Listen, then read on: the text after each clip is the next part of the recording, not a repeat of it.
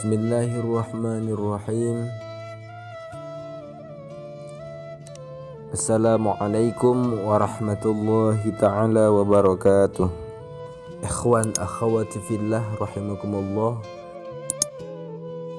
Kita kembali lagi untuk berbagi kebaikan, memahami makna-makna serta ilmu-ilmu yang ada di dalam kitab kuning yang para ulama wariskan kepada kita untuk kita kaji, untuk kita pahami sebagai petunjuk jalan hidup kita yang berpondasikan sebagai penjabaran Al-Quran dan hadis supaya memudahkan pemahaman kita terhadap Al-Quran dan hadis Rasulullah SAW.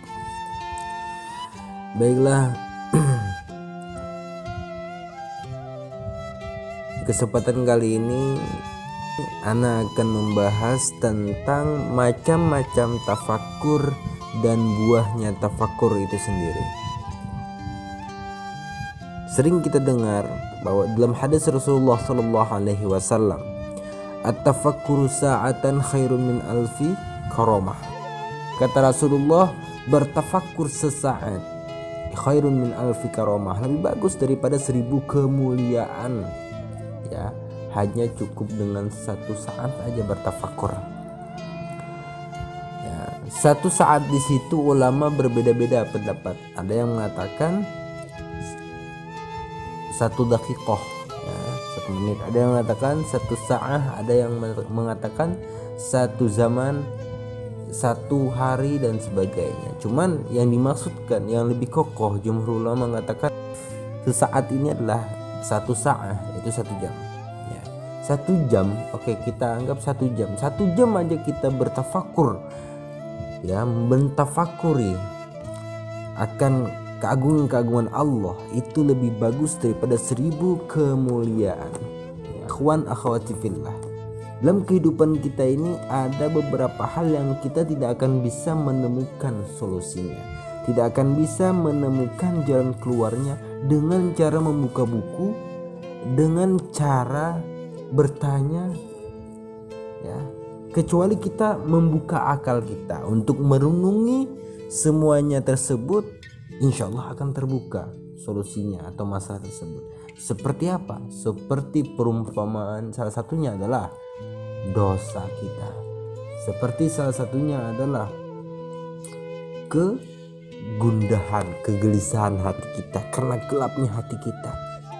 Itu akan terbuka pintu kesadaran kita itu ketika kita mentafakuri diri kita. Oke. Nah, oleh karena itu pada kesempatan kali ini kita akan bahas tentang macam-macam tafakur dan buahnya.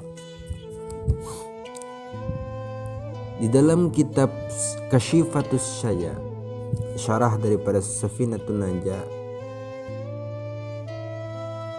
dikatakan faidatun qala jumhurul ulama inna tafakkura ala 5 awjuhin imma fi ayatillah wa yalzamuhu tawajjuh ilaih wal yaqinu bih aw fi ni'matillah wa yatawalladu anhu al mahabbah aw fi wa'dillah wa yatawalladu anhu ar rughbah aw fi wa'idillah wa yatawalladu min anhu ruhbah aw fi taqsirin nafsi an ta'ati anit ta'ati wa yatawalladu anhu al haya bil fathi wal maddi haya wa huwa al inqibadu wal inziwa'u. Jadi sebuah faidah, ya, sebuah faidah yang penting. Para jumhur ulama mengatakan bahwasanya tafakur itu dapat dilakukan dengan 5 cara, dengan 5 macam bentuk tafakur. Yang pertama, tafakur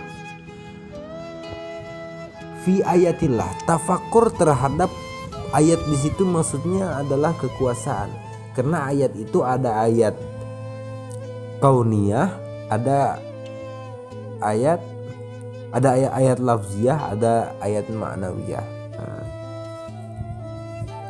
Ada ayat-ayat itu ayat-ayat yang tersurat, ayat Al-Quran. Ada lagi ayat-ayat itu ayat yang tersirat, yaitu ayat-ayat kekuasaan-kekuasaan Allah. Jadi mentafakuri kekuasaan-kekuasaannya Allah ini akan membuahkan menetapkan hati kita, qalbu kita kepada Allah, dan yakin dengan kokoh terhadap Allah Subhanahu wa taala. Ya. Maka wajib kita bertafakur terhadap kebesaran-kebesaran Allah. Agar apa? Agar hati kita itu lembut dan yakin kita kokoh kepada Allah Subhanahu wa taala. Yang kedua yaitu tafakur terhadap nikmat-nikmatnya Allah. Dan tafakur terhadap nikmat-nikmatnya Allah ini akan membuahkan hasil rasa cinta kita kepada Allah. Kita akan tambah cinta kepada Allah dengan kita tafakur nikmatnya Allah titipkan kepada kita. Masya Allah, pada hari ini kita masih bisa bernapas. Masya Allah, pada hari ini kita masih bisa makan. Tidak sedikit orang-orang yang sulit mencari makan. Alhamdulillah kita bisa mencari makan. Alhamdulillah kita pada hari ini masih bisa berkumpul dengan keluarga. Betapa banyak orang-orang yang sudah kehilangan di depan mata mereka keluarga-keluarga. Kita bertafakur, kita renung, insyaallah akan menambahkan kecintaan kita, hati kita kepada Allah Subhanahu wa taala. Kemudian yang ketiga, atau atafakkuru fi wa'dillah wa yatawalladu anhu ar-rughbah. Bertafakur kita tentang janji-janjinya Allah dalam Al-Qur'an, tentang kenikmatan surga, janji Allah kepada orang-orang yang bertakwa. Maka tafakur ini akan menghasilkan rasa cinta, kesenangan di dalam kita beribadah. Insyaallah. Mungkin seringnya kita di dalam beribadah itu rasanya gelisah. Baru sholat, padahal sholat itu cuma 2 menit, 3 menit, tapi malasnya luar biasa. Ya. Itu mungkin karena sebab kita jarang bertafakur. Maka oleh karena itu sering-sering kita bertafakur tentang janji-janjinya Allah Subhanahu wa taala. Kemudian yang selanjutnya adalah au fi wa'idillah wa yatawalladu anhu ar-ruhbah. Bertafakur tentang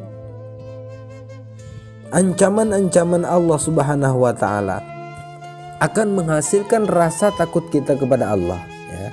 Menambah ketakwaan kita kepada Allah Subhanahu wa taala. Ya. Dan yang kelima adalah atafakkuru fi taqsiri nafsi an ta'ati wa yatawalladu anhu al-haya. Bertafakur tentang kecerobohan diri, sering melakukan maksiat, jarang melakukan taat, melakukan dosa-dosa. Ini akan menghasilkan rasa malu kita kepada Allah, ya, sehingga kita akan berpikir untuk membersihkan diri kita, bertobat kepada Allah Subhanahu wa taala, ya. Maka oleh karena itu mari kita praktekkan 5 tafakur ini, ya. Tadi yang pertama, tafakur tentang kekuasaan Allah akan berbuah hasil keyakinan, ya, keyakinan kekokohan hati kita kepada Allah Subhanahu wa taala. Yang kedua, tafakur tentang kenikmatan Allah akan berbuahkan hasil cinta kepada Allah. Kemudian yang ketiga, bertafakur kepada janji Allah, maka akan berbuahkan hasil manis di dalam beribadah, senang di dalam beribadah. Yang keempat, bertafakur tentang ancaman-ancaman Allah, maka akan menghasilkan rasa takut kita kepada Allah, ya. Takwa kita akan tinggi kepada Allah Subhanahu wa taala.